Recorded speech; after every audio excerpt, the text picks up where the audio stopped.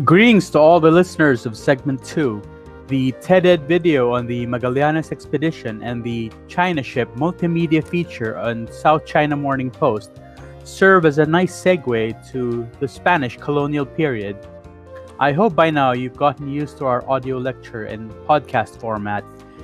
In the previous lecture, we have established a firm idea about how the archipelago was actually open a millennium before the arrival of Europeans to a patchwork of cultures from throughout East and Southeast Asia that in fact it would be difficult to pinpoint where these external influences ended and a distinctly Filipino identity began. It's safe to say that while there was such a thing as local, the islands were still far ways to go from developing anything national. All this is about to change as we go into the second segment of our podcast. Welcome back to DWPFP, home to the FIFAC podcast. We are back to Week 3, Part 1 of Historical Background and Overview of the Philippine External Relations. This time, we're going to tackle the Spanish colonial period. Unlike the previous segment, it seems easy enough to pin a specific date when this part is started. Yes, you're right, the Voyage of Magellan.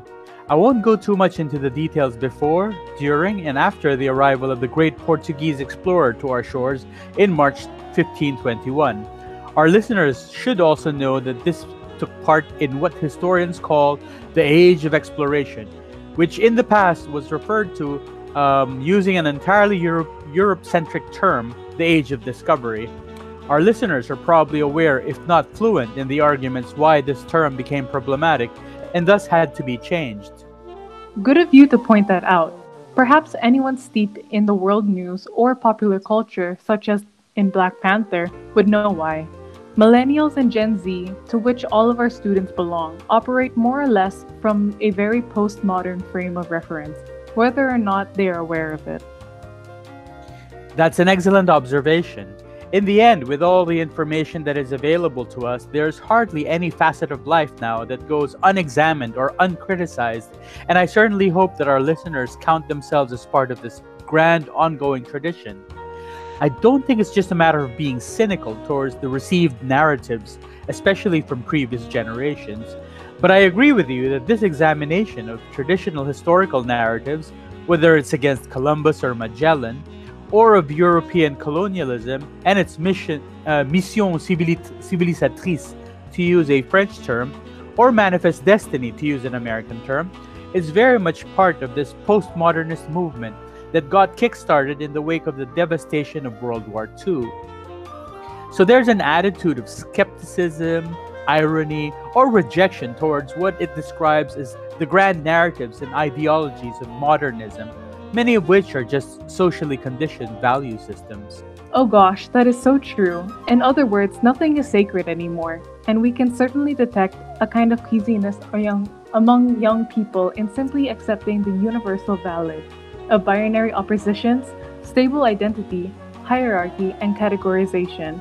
And it's not just questions about race and religions, but also the rise of movements to level the playing field, like feminism, colorism, ageism, speciesism, and even like in Korea, lookism, or the oppressive standards of being beautiful, which leads to societal pressures to go under the knife to fix or improve upon what is natural. Well, this is not our topic for the day, but since we've touched on it, it's important to be aware that postmodernism can also be used not just to enlighten or encourage debate, but also to obscure it. Just to give you an idea, attempts by Marcos or Duterte supporters to change the orthodox martial law narrative through fake news is actually postmodern. Ironically, the rejection of these attempts are also rooted in a very postmodern consciousness among our youth. Just to illustrate the flip side of the same movement, let me cite the recent uproar caused by the revisionist attempt by Father Rangelio Aquino, Dean of the School of Law of San Beda College, to whitewash martial law. I'm not familiar with all the details, but wasn't it that one where he dismissed the view of young people, especially against martial law, as a mere construct? Exactly, and that as such, it is actually equal to any other construct, including one that deems martial law to have been beneficial. So this kind of moral relativism by Father Aquino is postmodern. He even mockingly cited schools of thought such as deconstruction, post-structuralism, and institutional critique, as well as philosophers such as Jean-François Lyotard and Jacques Derrida to prove his point. But at the same time, the rejection of this revisionist attempt to rewrite history is also postmodern. Interesting, no? So, in and of itself, postmodern thinking is not universally positive. The main point of it is to not simply accept received knowledge, but rather to question it. So, how does that connect again to the topic we now have at hand? Well, from the very start of this course, I have called for our listeners to be critical in their approach, to go beyond the established quote-unquote facts or narratives, and to see for themselves how they can stretch their own understanding of the world that they live in so that they can make their own connections or discover for themselves if indeed how much we know would actually be true for them and in the environment they live in. That is why in the previous segment, I took as much time in drawing a picture of prehistoric and pre-colonial tendencies as a kind of eye-opening introduction to this two-part historical background and overview of Philippine external relations. Our own self-image as majoritarian Catholic or Christian lowlanders who are primarily Western in values and orientation should be tweaked, if not completely overhauled, in the light of the profound connections we had with Asia before the arrival of Spaniards. Now, having walked you through that counter-narrative, I am now guiding you back to walk through what we think we know about the genesis of the process of westernization of the Philippines, which lasted at least 4 centuries through the Spanish and American colonial periods, and examine how much else we have to know and how much actually endures the postmodernist scrutiny. That's a lot to take in, but at least we now know where you're coming from, the philosophy of your teaching approaches. I have to say, it's good our listeners will be able to review this, and they can also look up some of the references you made just now. So with that, what's your overview of the Spanish colonial period, starting with the arrival of Magellan? Well, I have to qualify the arrival of Europeans by using a fashionable term, which is disruptive innovation. Or to use a slightly older catchphrase, which sounds slightly outdated now, is that the arrival of Magellan was nothing less than a paradigm shift. But you're using terms from different disciplines. Disruptive innovation sounds like a business or marketing term, while paradigm shift is a political science term. Paradigm shift is actually a term originally used in the natural sciences. It arises when the dominant paradigm under which normal science operates is rendered incompatible with new phenomena, facilitating the adoption of a new theory or paradigm. On the other hand, disruptive innovation in business theory represents an innovation that creates a new market and value network and eventually disrupts an existing market and value network, displacing established market-leading firms, products, and alliances. There are those who can argue that one term is more appropriate than the other. Now, why do I use these terms? It's clear that if you look at the overall trend until 1521, developments took place over long periods, over centuries rather than decades. But as soon as Europeans arrived in Asia with their distinctive individualist value systems, change would engulf the whole continent in a matter of decades. And thus, it's not surprising that for the longest time, the European perspective served as an almost universal term of reference for both the conqueror and the conquered. I know we're not going to go over the Magellan Voyage here, but it's important to note that the expedition itself was a part of a rivalry among the European maritime powers, Spain and Portugal, to discover a sea route to access resources in Asia like spices, silk, and goods, a mission that emerged after the overland route to Asia was blocked by the fall of Constantinople to the Muslim Ottoman Turks. Wow, that's an amazing summarization of the push factors that led to the costly and dangerous expeditions to cross the Atlantic and the Pacific in the decades following the arrival of Christopher Columbus in the New World in 1492. Now, context is key, so it's essential to know what happened before and after that snapshot event we all remember. That is, the death of Magellan in the hands of Lapu-Lapu and his men. In Mactan, of course. In the TED video, our listeners will have watched by now, the voyage is completed barely by only one caravel out of the original 5 that had set out, almost 3 years to the day from the time they set out in September 1519, completed by 18 men led by the Basque Sebastián Elcano. In primary or secondary school, we might get taught about an expedition 2 decades later, specifically the Villalobos expedition. But normally it wouldn't be until 1565 that Spaniards would make another appearance in our islands. And you wonder, considering the historic circumnavigation achieved by Elcano, wouldn't have been logical for Spain to immediately follow through on their success. King Charles I was supposed to have recouped his investment several times over, according to the video. If it were me, I'd raise a crew, a few ships, and send back some of the surviving crew as soon as it was physically possible. And that's actually what happened.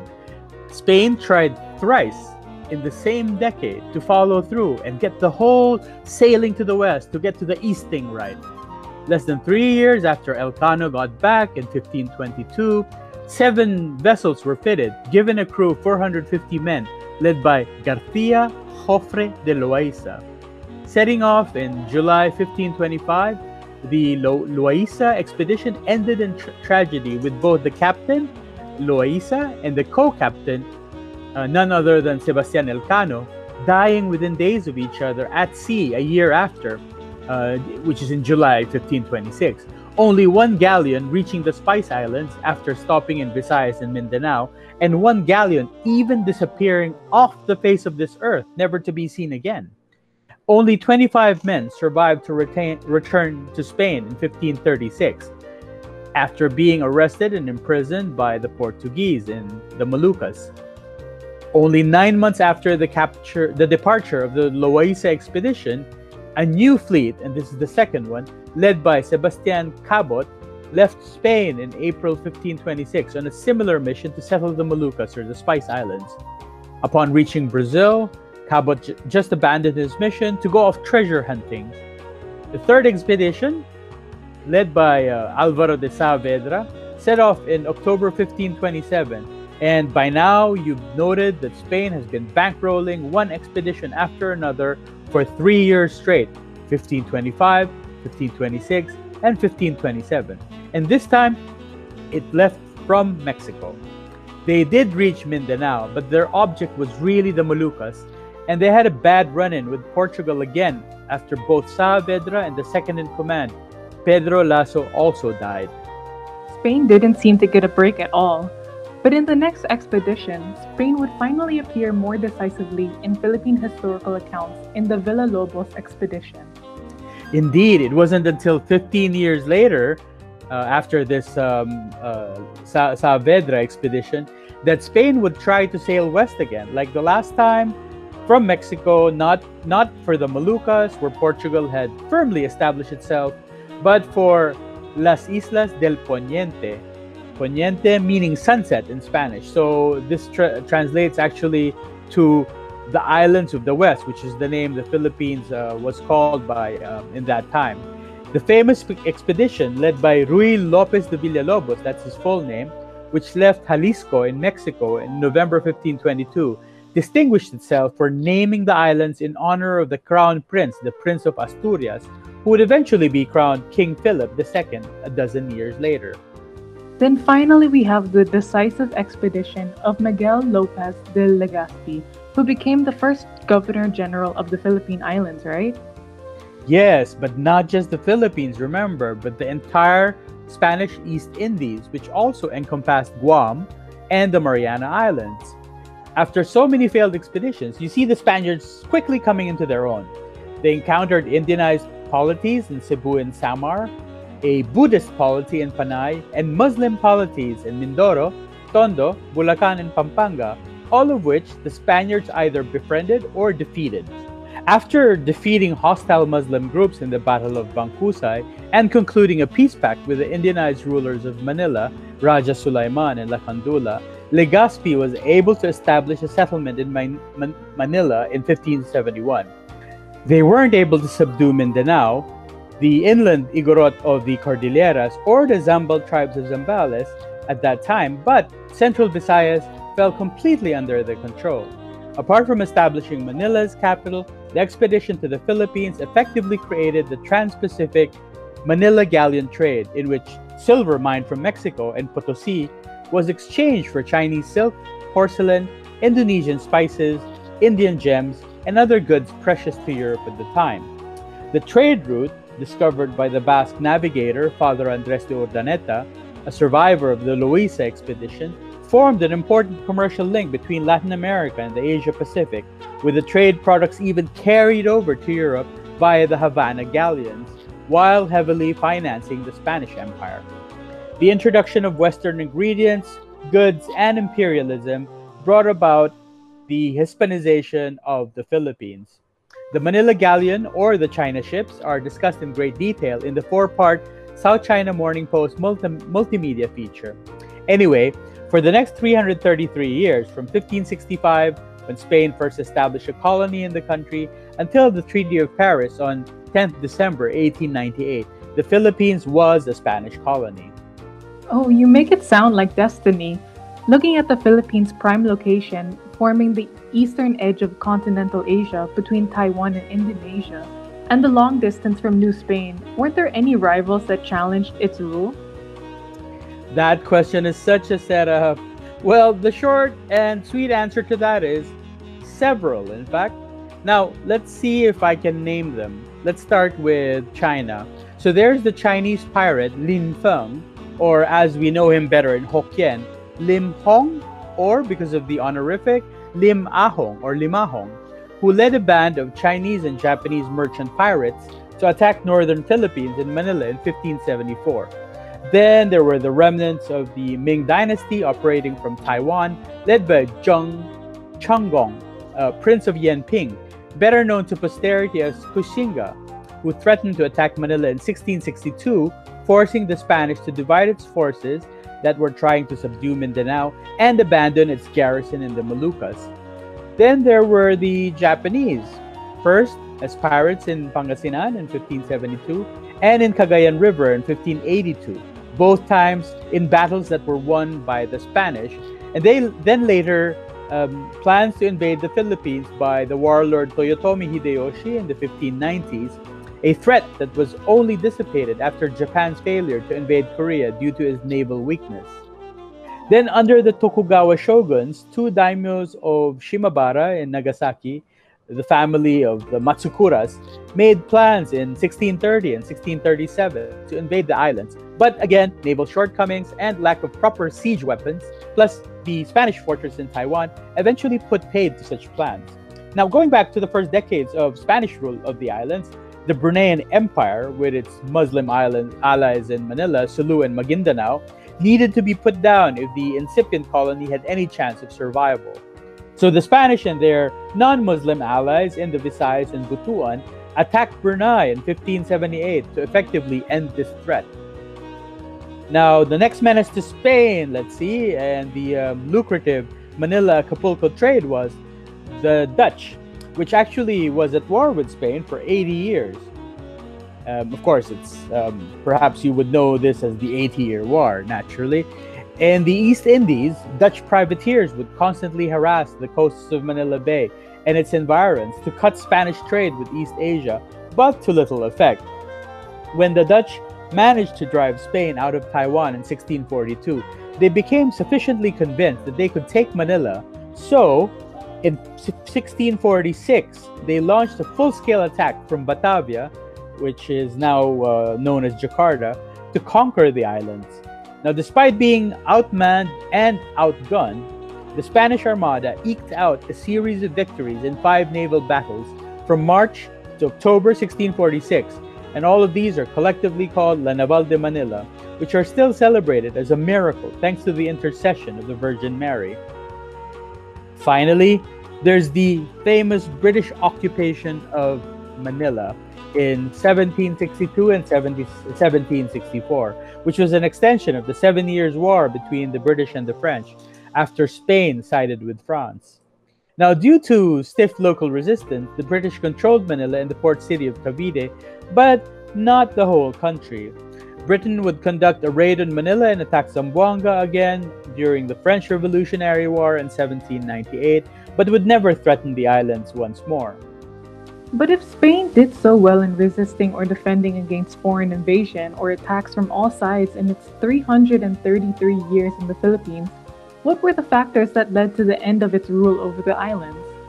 That's a good question.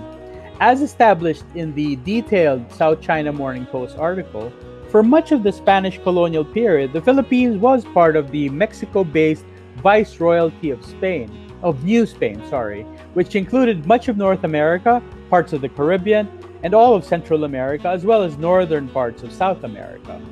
This connection to Latin America would eventually plant the seeds of revolution in the minds of the natives, meaning the Indios, throughout the 19th century, first through the Spanish-American Wars of Independence, which lasted from 1810 to 1833, then the exposure of Filipinos, then called Manila men, who were recruited in the Trans-Pacific trade, the Manila galleon route, until 1815, or who became active in the navies and armies of the world even after the era of the Manila galleons, namely in the Argentine War of Independence, the Mexican Revolutionary War against Spain, the War of 1812 against the invading Brits in the United States, the Taiping Rebellion, or as recruits in France in its conquest of Vietnam and Laos, as well as the establishment of the Protectorate of Cambodia, all of which, Vietnam, Laos, and Cambodia, became French Cochin China. Now, the opening of Suez Canal in 1853 did not only facilitate transport, but also the spread of liberal or even revolutionary ideas from Spain to the Philippines. It sparked the 1872 Cavite Mutiny, laid the groundwork for the propaganda movement, which then inspired the founding of the Katipunan and eventually the outbreak of the Philippine Revolution against Spain in 1896. But all of that is a story for the next segment.